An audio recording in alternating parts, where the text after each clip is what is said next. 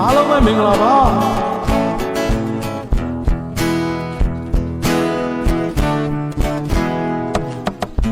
တိမ်နာမွေးကျွန်တော်ကိုရွှေညာတို့ထွေးများကားလေညာနေကြောင်ချဲဝဲရေဖို့ပြောတယ်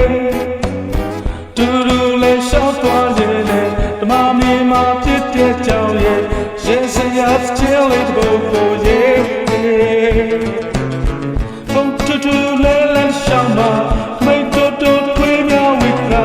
ကောင်းမွန်လုံးတော်လေးလေးကိုမောင်းနေစွာပြေထားလို့ဆမ်းပါ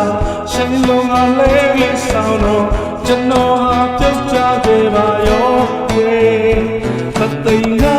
တို့ကြက်ကြမ်းမှာတွေ့စီတဲ့ခက်စကားကိုကျွန်တော်ဟာပြုတ်ကြ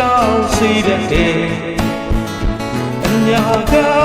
ကျွန်ဆောင်လို့ပုံမောတယ်လဲနောက်ကကျွန်တော်ဟာပြုတ်ကြတာရဲ့ကြပဲ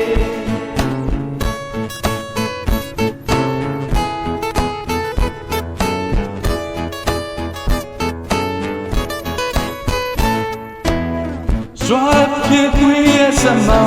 ဒုက္ခကနွားကြောင့်သွားတော့ကျွန်တော်ဟာထွေးများနဲ့တူလိုက်တယ်ပသိမ်မှာမွေးတဲ့ကျွန်တော်ကိုအညာမှာမွေးတဲ့နွားက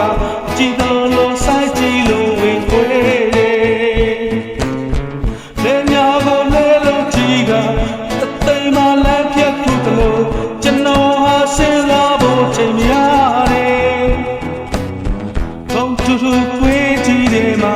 ချေကုံအောင်ပြေးလိုက်ရတာရွာကိုပြန်ရောက်တဲ့တရားလေးတွေမာကျော်တဲ့လက်ဝဲသမားကိုရှင်တို့ဖို့ကြောက်တာညာကနွားကြီးတော့ကြောက်ရမယ်ရှေ့စရာလေး